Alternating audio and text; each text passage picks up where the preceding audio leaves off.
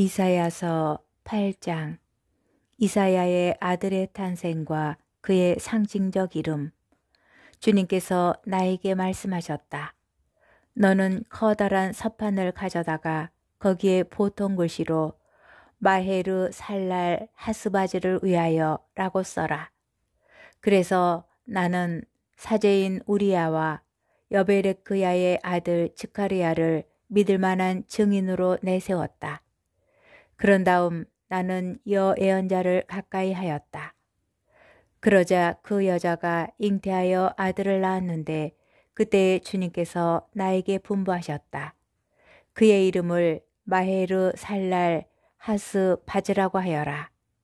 이 아이가 아빠, 엄마라 부를 줄 알기 전에 다마스쿠스의 재물과 사마리아의 전리품이 아시리아의 임금 앞으로 운반될 것이기 때문이다. 아시리아의 침공. 주님께서 나에게 다시 말씀하셨다. 이 백성이 잔잔히 흐르는 실로아 물을 업신여기고 르친과 르말랴의 아들 앞에서 용기를 잃었다. 그러니 보라, 주님께서는 세차고 큰 강물이 아시리아의 임금과 그의 모든 영광이 그들 위로 치솟아 오르게 하시리라. 그것은 강바닥마다 차올라 둑마다 넘쳐 흐르리라. 그리하여 강물은 유다로 밀려들어와 목까지 차게 되리라. 그 날개를 활짝 펴서 너의 땅을 온통 뒤덮으리라. 아, 임마누엘. 승리의 표징인 임마누엘. 민족들아 바라케 보아라. 그러나 즐겁하고 말리라. 세상의 먼 나라들아 모두 귀를 기울여라. 허리를 동여매어라. 그러나 즐겁하고 말리라.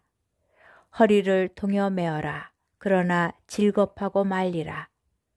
계획을 의논해 보아라. 그러나 깨져 버리리라. 결의를 말해 보아라. 그러나 성사되지 못하리라. 하나님께서는 우리와 함께 계시다. 주님만을 두려워하여라.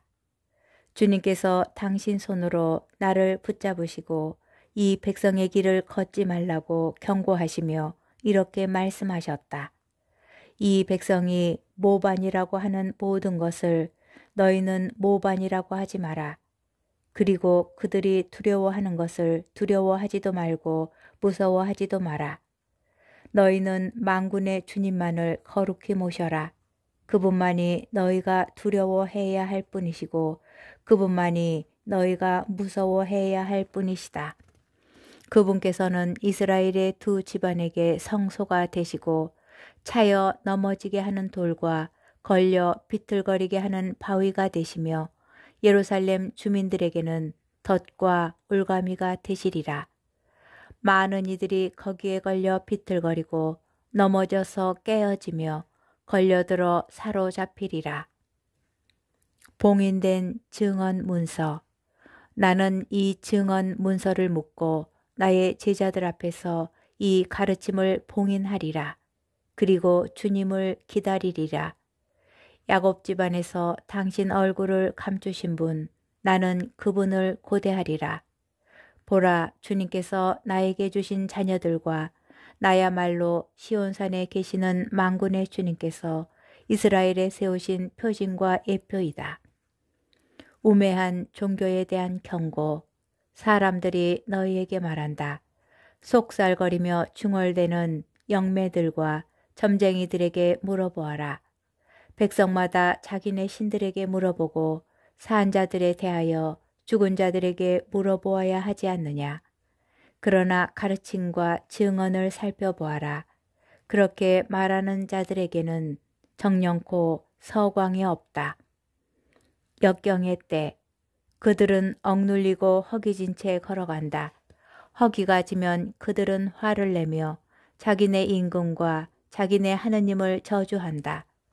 위를 향하여 고개를 쳐들었다가 땅을 내려다보건만 보라, 고난과 암흑, 답답한 어둠뿐 그 흑암 속으로 그들은 내던져지리라. 그러나 곤궁에 처해 있는 그 땅에 더 이상 어둠이 없으리라.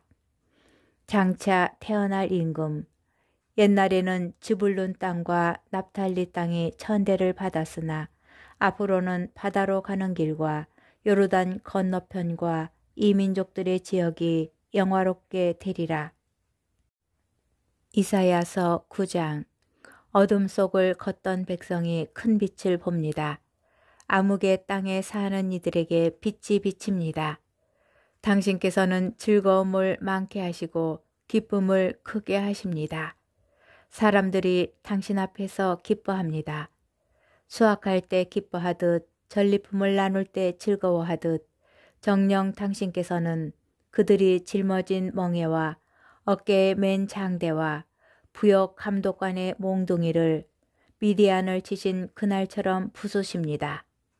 땅을 흔들며 저벅거리는 군화도 피 속에 뒹군 군복도 모조리 화염에 쌓여 불꽃의 먹이가 됩니다. 우리에게 한 아기가 태어났고 우리에게 한 아들이 주어졌습니다. 왕권이 그의 어깨에 놓이고 그의 이름은 놀라운 경륜과 용맹한 하느님, 영원한 아버지, 평화의 군왕이라 불리리이다. 다윗의 왕자와 그의 왕국 위에 놓인 그 왕권은 강대하고 그 평화는 끝이 없으리이다. 그는 이제부터 영원까지 공정과 정의로 그 왕국을 굳게 세우고 지켜 가리이다. 만군의 주님의 열정이 이를 이루시리이다. 에프라임을 벌하시는 주님의 손. 주님께서 야곱을 거슬러 말씀을 보내시니 그것이 이스라엘 위로 떨어졌다. 모든 백성이 에프라임과 사마리아의 주민들이 이를 알고서도 오만하고 자만한 마음으로 말하였다. 토담이 허물어졌으니 네모 돌로 쌓자. 돌 무화과 나무가 부서졌으니 향백나무로 대신하자. 그래서 주님께서는 그들을 거슬러 적들을 일으키시고 원수들을 부추기셨다. 동에서는 아람이, 서에서는 필리스티아가 입을 크게 벌려 이스라엘을 삼켜버렸다. 이 모든 것에도 그분의 진노는 풀리지 않아 그분의 손은 여전히 뻗쳐 있다. 그러나 이 백성은 자기를 치신 분에게 돌아가지 않았고 만군의 주님을 찾지도 않았다.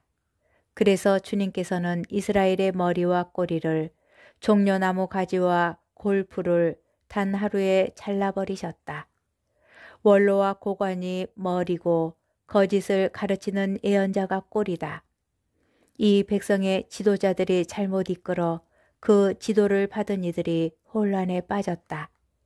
그러므로 주님께서는 그들의 젊은이들을 탐탁히 여기지 않으시고 그들의 고아와 과부들을 가엾이 여기지 않으셨다. 그들은 모두 무도한 자이며 악행을 저지르는 자이고 입이란 입은 모두 몰지각한 것만을 말한다. 이 모든 것에도 그분의 진노는 풀리지 않아 그분의 손은 여전히 뻗쳐 있다. 정령 사악함이 불처럼 타올라 가시덤불과 엉겅퀴를 집어삼키고 잡목 숲을 사르니 연기 기둥이 휘돌며 치솟는다. 만군의 주님은 만군의 주님의 분노로 땅은 타버리고 백성은 불꽃의 먹이처럼 되어버렸다. 아무도 제 이웃을 불쌍히 여기지 않는다. 오른쪽을 잘라 먹어도 배가 고프고 왼쪽을 뜯어 먹어도 배가 부르지 않아 사람마다 제 팔의 살을 뜯어 먹는다. 므낫세는 에프라임을, 에프라임은 므낫세를 뜯어 먹고 이들은 함께 유다에게 달려든다. 이 모든 것에도 그들의 진노는 풀리지 않아 그분의 손은 여전히 뻗쳐 있다. 이사야서 10장. 유다의 유력가들에 대한 7번째 저주. 불행하여라. 불의한 법을 세우고 고통을 주는 규정들만 써 내려가는 자들. 이 자들은 힘없는 이들의 소송을 기각시키고 내 백성 가운데 가난한 이들의 권리를 박탈하며 과부들을 약탈하고 고아들을 강탈한다. 너희는 징벌의 날에 멀리서 들이닥치는 폭풍의 날에 어찌하려느냐. 누구에게 도망하여 도움을 청하고 너희 재산은 어디에 갖다 놓으려느냐? 포로들 사이에 쭈그려 앉거나 살해된 자들 사이에 쓰러지는 수밖에 없다. 이 모든 것에도 그분의 진노는 풀리지 않아 그분의 손은 여전히 뻗쳐 있다. 아시리아 임금에 대한 벌. 불행하여라 내 진노의 막대인 아시리아.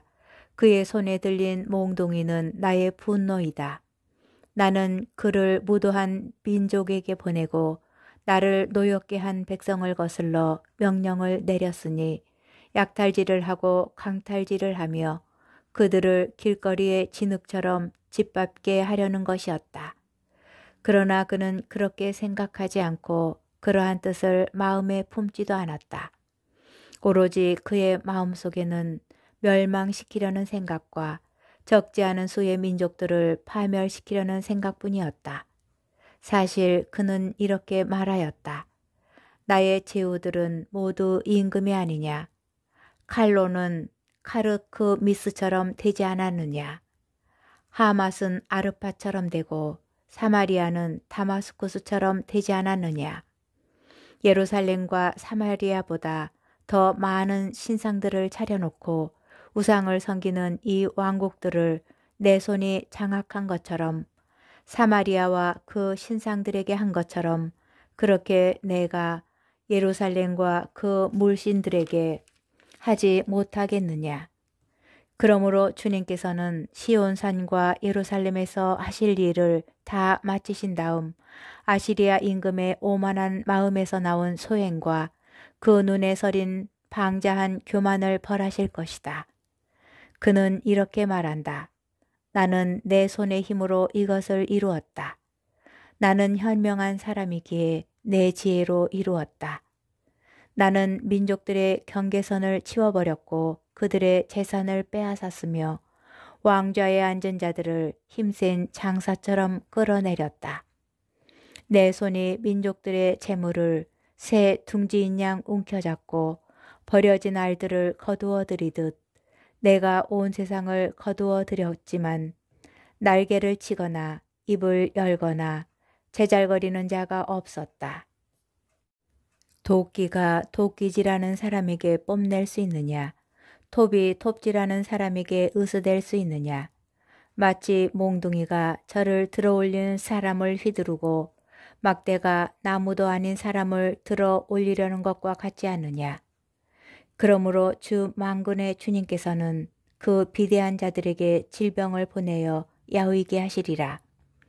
마치 불로 태우듯 그 영화를 불꽃으로 태워버리시리라.